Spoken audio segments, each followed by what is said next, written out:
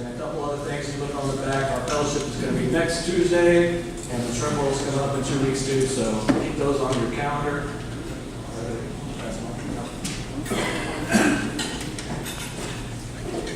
It's a great pleasure for me. Since arriving on the College of Mainland campus in 2017, Warren Nichols has implemented incentives aimed at student success, senior rise and student growth, and directed much-needed maintenance projects. Under his guidance, College of Mainland was the first Texas college or university to fully implement a successful, comprehensive, co-requisite program designed to help unprepared students complete required English and math classes. The college also focuses on guided pathways to success programs which help students stay on track and be able to attain their degree, whether it's an associate degree or a workforce certificate. Dr. Nichols is a native of Fort Worth, first-generation college student. He earned his doctorate in higher education administration from the University of Houston. He received his master's and bachelor's degrees from the University of Texas at Arlington and began his journey in higher education at Current County Junior College in Hurst, Texas. Prior to becoming College of Mainland, Nichols was Vice Chancellor of Community Colleges for the Tennessee Board of Regents, overseeing 13 Tennessee public community colleges.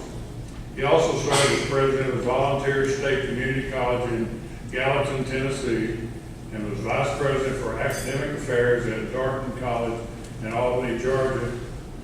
At Montgomery College in Woodlands, Nichols was the founding associate dean of social and behavioral sciences and public service.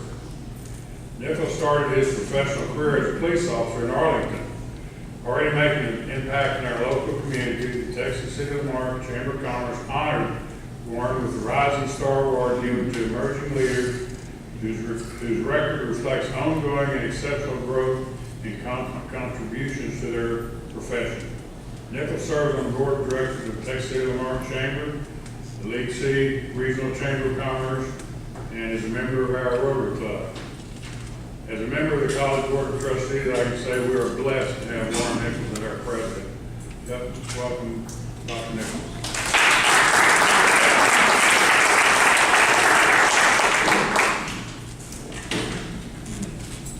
Thanks, Don. Thanks, Chairman. Thanks, everyone, for Rotary for giving me a chance to present the information today.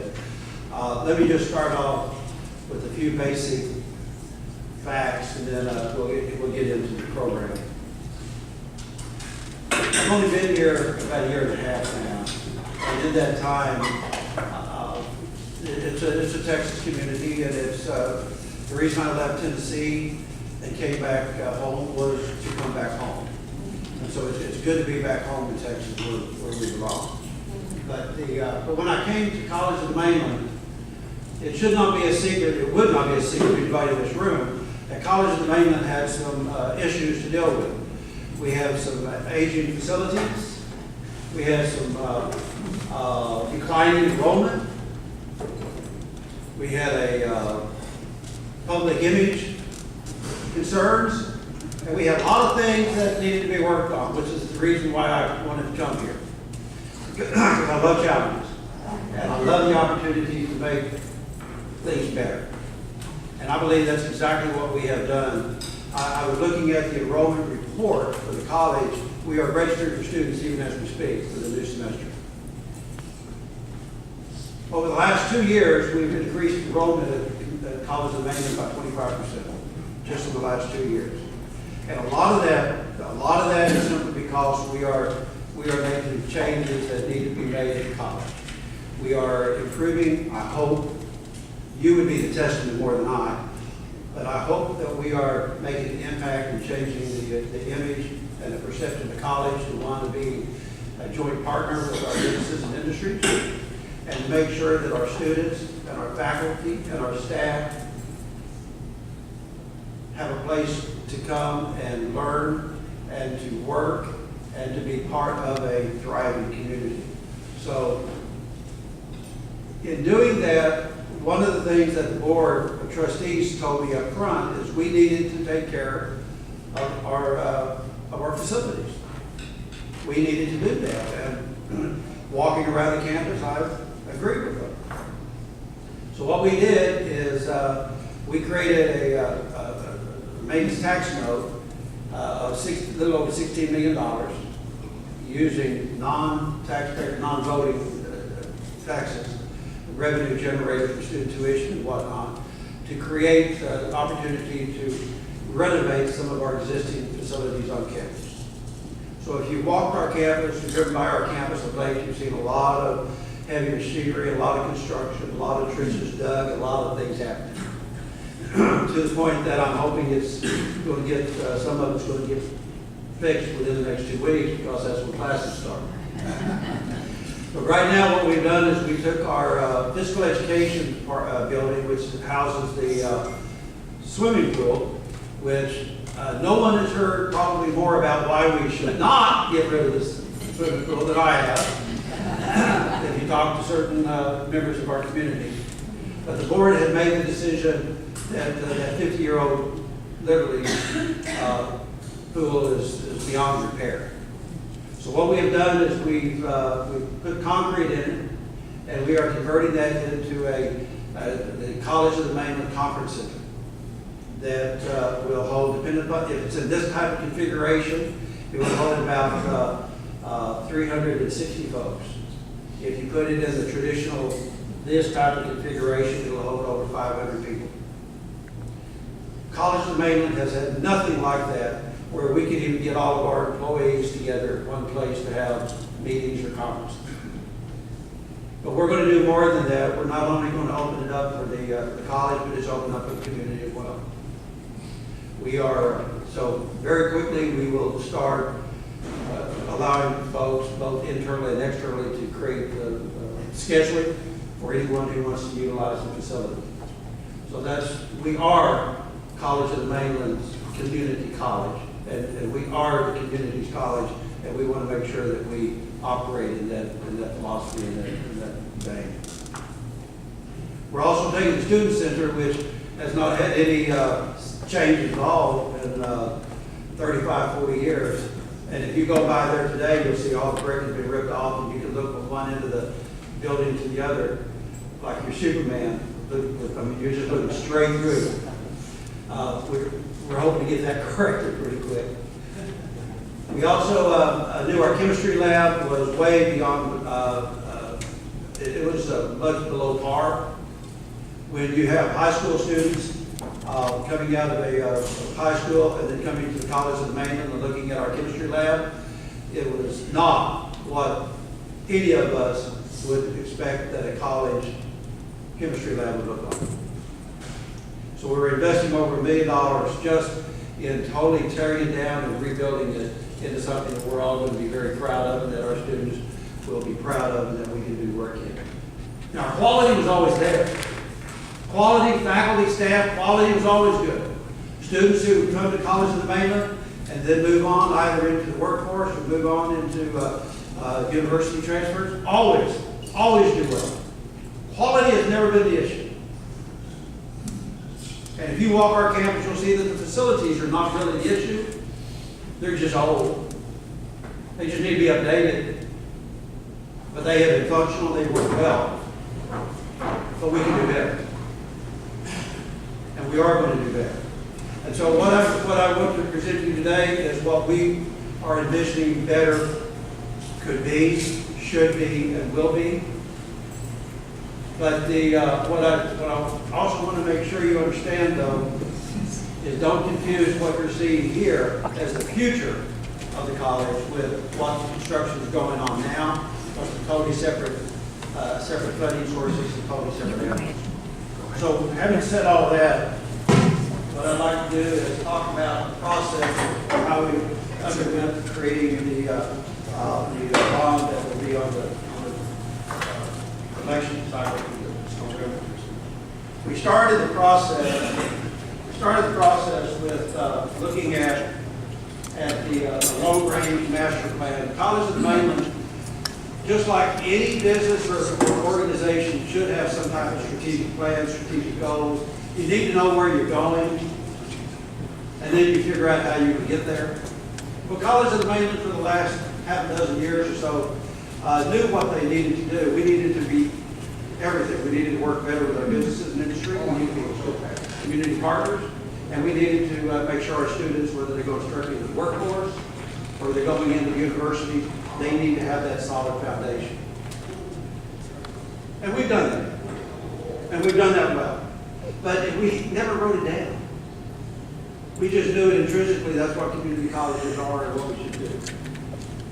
So what we did with the long-range master plan, we commissioned an architectural firm called PBK, and they helped us with this, looking at the campus and facility conditions, and looking at our demographics. Who's our customer? Who's our client? Who are we serving? Who should we be serving? And do we have the facilities to accommodate the needs and to make sure that when the community or when businesses and industries come to us and say, we need this type of worker, we need to build our economic development for our community in this way, do we have the capacity and the capability to do that? And the answer is no. The answer is no. Currently, we do not have the capability and capacity to do that. So, met with the leadership team, met with a whole lot of other individuals, and we created our goals. Our goals are very simple. Top priority is student success. And then we had to define what student success is, because student success, depending upon who you talk to, is totally different for everybody. For one, it's taking the basics and then transferring to university. That might just mean taking classes in the summertime and then going back to the university. That was what they wanted. That was their goal.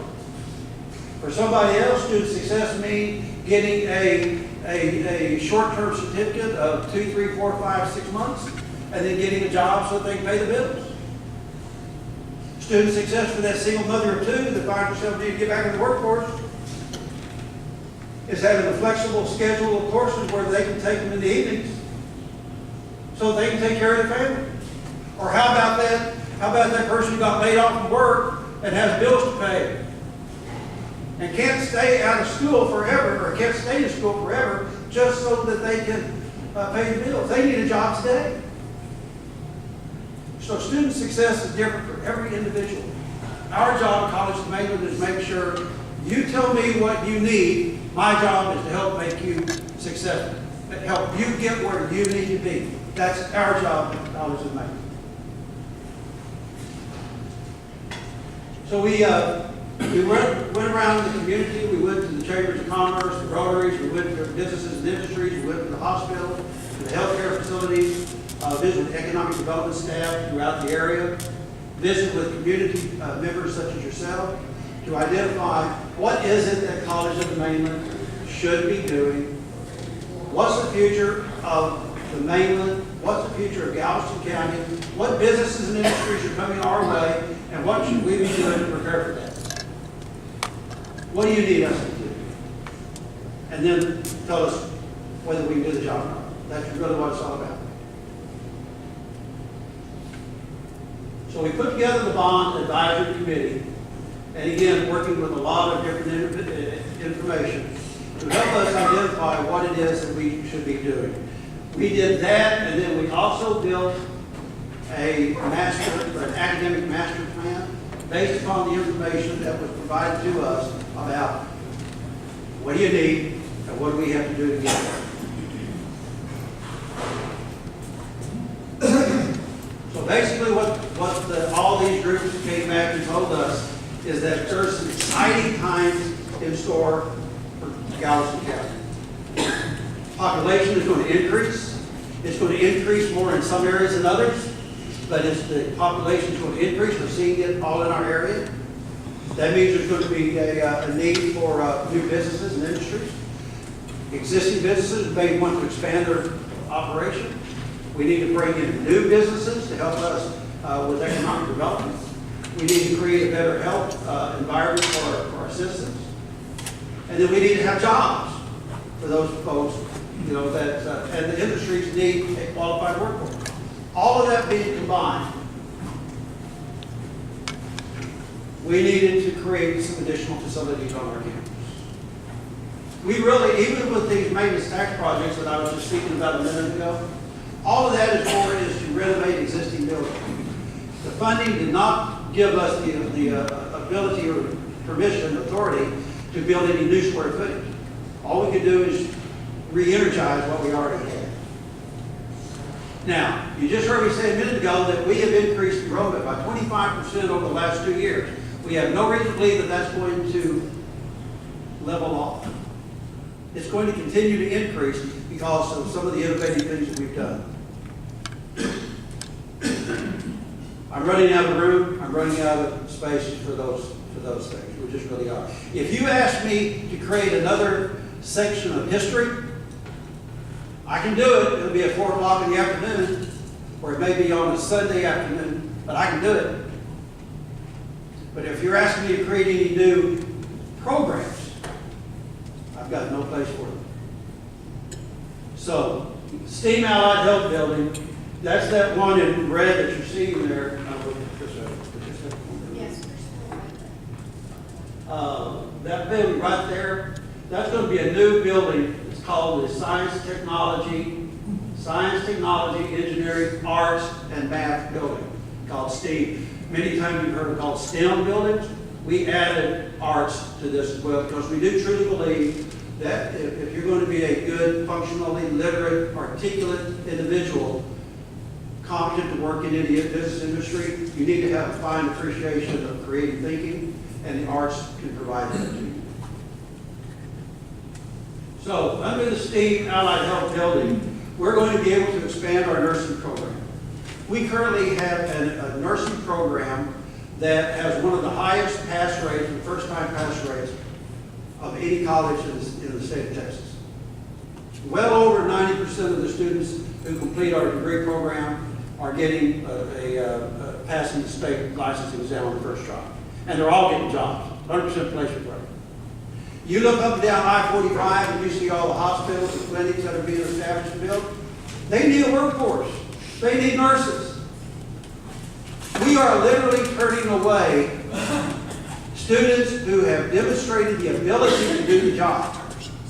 They've been vetted. They've got the criteria to go right into nursing school today. And we're turning away more applicants than we are actually accepting. In a field where we need every nurse that we can get to take care of us, we're not fulfilling the mission because our facility isn't full.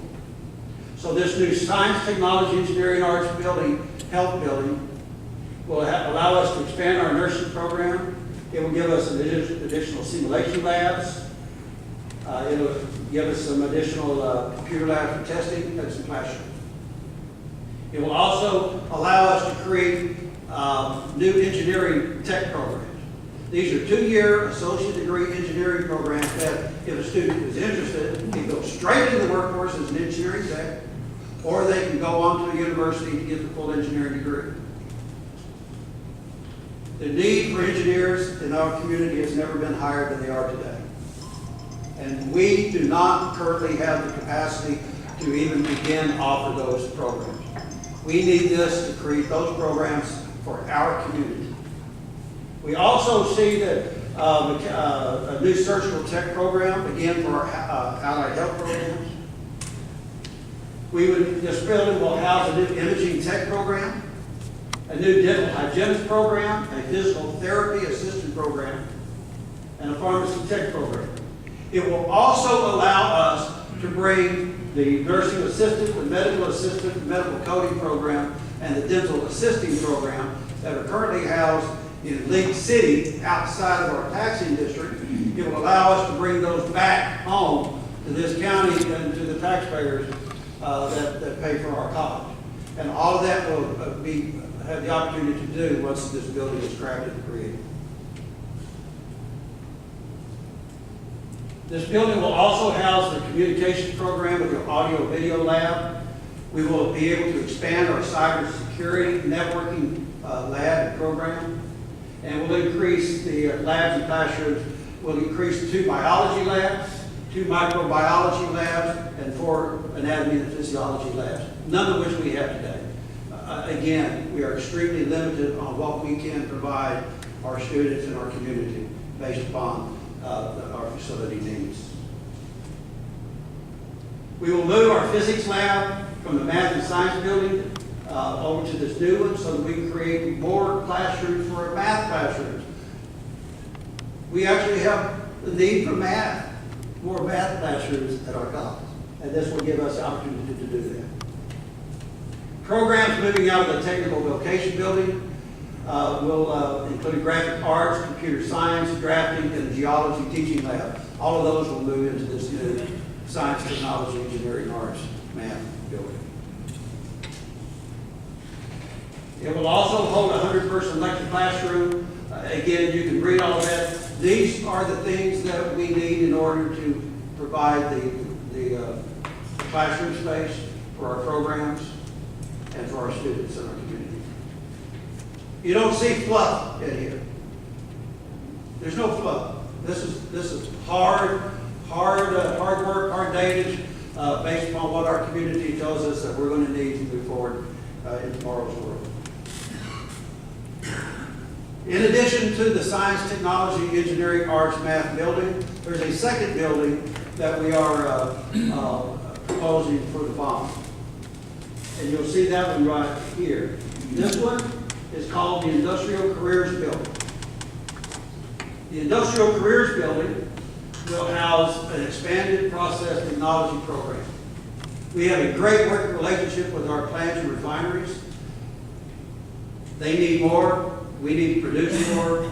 And these students are going to work after 2 years and making somewhere between $70,000 and $85,000 a year, starting out with a 2-year degree.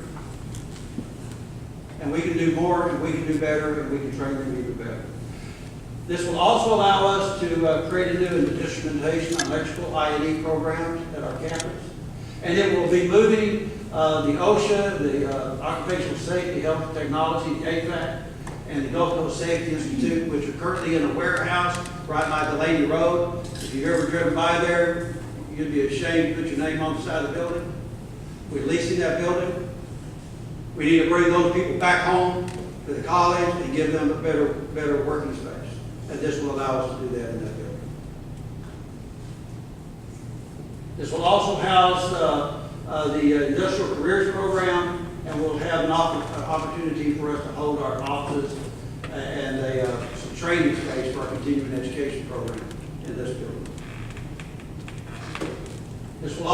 We will also relocate our campus data center, which is not in a very protected area today, and move to this